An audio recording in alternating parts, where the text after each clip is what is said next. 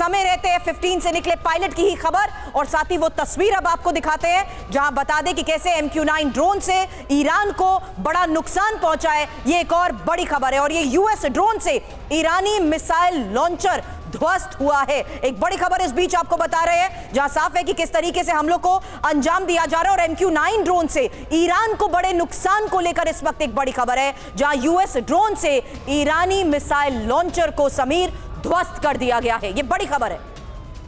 जी हां, लगातार जवाबी कार्रवाई भी देखने को मिल रही है। ईरान हमले कर रहा है और जवाब में अमेरिका और इजराइल की तरफ से भी बड़े अटैक्स को अंजाम दिया जा रहा है। ये अमेरिकी ड्रोन है जिसने ईरान में बड़ा नुकसान पहुंचाया है। MQ-9 ड्रोन से ईरान को बड़े नुकसान की खबर है। अमेरिकी ड्रोन से जो ईरानी मिसाइल लॉन्चर था उसे ध्वस्त कर दिया गया, यानी उस मिसाइल लॉन्चर को ध्वस्त कर दिया गया है जहां से लगातार मिसाइलें मारी जा रही थी।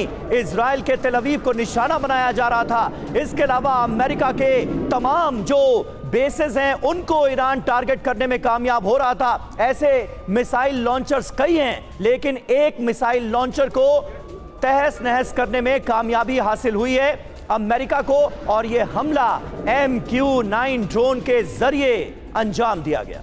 तो देखिए, मॉडर्न वॉरफेयर का ये नायाब नमूना इस वक्त हमें देखने को मिल रहा है और जो युद्ध विश्लेषक हैं वो ये बता रहे हैं कि इतिहास में पहली बार ऐसा हुआ है जब एक छोटे से ड्रोन ने इतने बड़े और घातक अमेरिकी फाइटर जेट का काम तमाम कर दिया है। हमारे साथ दो खास मेहमान इस वक्त मौजूद हैं। मेजर जनरल VK दत्ता हमारे साथ स्टूडियो में मौजूद हैं और एम्बेसडर वोरा भी हमें ज्वाइन कर रहे हैं। एम्बेसडर दीपक वोरा, आपका भी स्वागत है। लेकिन दत्ता सर, पहला सवाल आपसे होगा, ये अपने आप में कितनी बड़ी घटना है और कितना बड़ा झटका है अमेरिका के लिए जब ईरानी ड्रोन्स एक एक करके अमेरिकी फाइटर जेट्स को तहस नहस करते हुए नजर आ रहे हैं। कुवैत में एक जेट क्रैश होता है और उसके बाद अब दूसरे फाइटर जेट को निशाना बनाने में कामयाबी हासिल हुई है ईरान को। बिल्कुल, देखिए ऐसा है कि ये बड़ी अचीवमेंट है। पहला जहाज जो सुबह गिराया गया वो F-15 था, जो डबल इंजन एयरक्राफ्ट है जी। वो बड़ा एडवांस्ड एयरक्राफ्ट है, बल्कि वो एक one of the best air to air combat का किलर जहाज माना जाता था। तो अभी ये किस प्रकार हासिल किया जा रहा है ईरान के द्वारा। अगर आप एरियल डिस्टेंस देखें, ईरान की बाउंड्री से कुवैत का सिर्फ 360 किलोमीटर है और अगर ईरान के पास में S-400 या दूसरे जो चाइना के द्वारा दी गए मिसाइल सिस्टम है, एंटी एयर मिसाइल सिस्टम है, वो उसकी रेंज में आते हैं। और दूसरा मॉडिफिकेशन जो ईरान ने किया है, उन्होंने अपने ड्रोन्स के ऊपर एंटी एयर मिसाइल्स फिट करी हैं, जो जब वो ड्रोन जाता है, टारगेट नज़दीक आता है, तो वो मिसाइल के माध्यम से उसको एयर टू एयर मिसाइल के माध्यम से उसको गिरा सकते हैं जी। तो ये दोनों कॉम्बिनेशन इस्तेमाल करके ईरान अवश्य कुवैत के अंदर जो अमेरिकन एसेट्स है उनको डैमेज कर सकता है और नुकसान पहुंचा सकता है। यही इस वक्त की बड़ी खबर है समीर और सर, ये कि किस तरीके से अमेरिका के इंपॉर्टेंट एसेट्स को इस वक्त वो हिट कर रहा है। थोड़ी देर पहले ही रिफाइनरी पर हुए अटैक को लेकर खबर अमेरिका के लिए बहुत बड़ा झटका है। वोरा सर, दीपक सर, ये सवाल मैं आपसे कर रही हूं। दीपक सर, ये सवाल आपसे, क्योंकि यहां अमेरिका के इंपॉर्टेंट एसेट्स को जिस तरीके से ईरान ध्वस्त कर रहा है, नौबत ये आ चुकी है सर कि रिफाइनरीज को बंद करना पड़ रहा है। इंपॉर्टेंट है वो रिफाइनरीज और उनकी लोकेशन, क्योंकि ये जाहिर सी बात है एक बड़ा असर डाल सकती है। वहीं इन फाइटर जेट्स को ड्रोन के जरिए ध्वस्त करने में भी कामयाबी, डबल अटैक है सर ये अमेरिका के ऊपर। बेटा बहुत बहुत धन्यवाद। जब भी आपके साथ होता हूँ सीखता हूँ बहुत कुछ हूँ, और फिर तो आपने जनरल दत्ता साहब को भी यहाँ बिठा रखा है। मैं कंफर्म करने की कोशिश कर रहा था कि कितना नुकसान हुआ, तभी मैं अपने मोबाइल पे देख रहा था इजरायली वेबसाइट से।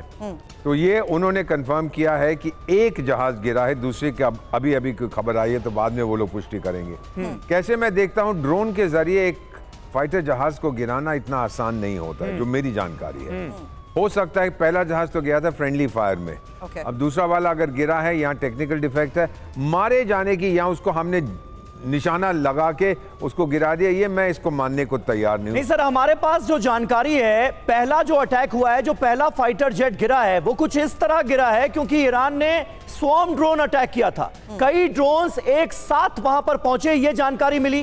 कुछ फाइटर जेट्स को रवाना किया गया इन ड्रोन्स के खात्मे के लिए, और उसी दौरान एक ड्रोन ने अमेरिकी F-15 फाइटर जेट को हिट किया और वो क्रैश हुआ। ये खबर अमेरिका ने भी कंफर्म की।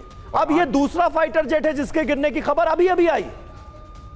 और आज शाम को एक प्रेस कॉन्फ्रेंस है जी, अमेरिकन डिपार्टमेंट ऑफ डिफेंस, और उनके मेरा ख्याल शायद आर्मी चीफ भी होंगे, तो 6 या 6:30 बजे इंडिया टाइम में होगी। तो हमें पता लग जाएगा वहां की जब सुबह होगी कि अब क्या उनका नेक्स्ट प्लान है। ये तो बिल्कुल स्पष्ट है कि पीछे नहीं हटेगा। ट्रंप ये नहीं बोलेगा मैंने ठोक दिया अब मैं वापस जा रहा हूं। वो ठोकता जाएगा जब तक ईरान की जो भी लीडरशिप हो वो कहे भाई बहुत हो गया, बहुत मार खा लिए, अब बताओ।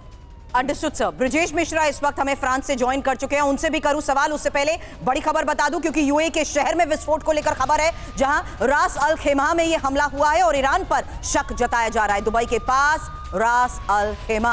और देखिए किस तरीके से यूएई में ही अलग अलग जगहों पर विस्फोट की लगातार खबरें सामने आ रही हैं। ये यूएई के शहर में विस्फोट को लेकर खबर है, जहां रास अल खेमा में यह हमला हुआ है। ईरान पर इस हमले का शक, दुबई के बिल्कुल पास रास अल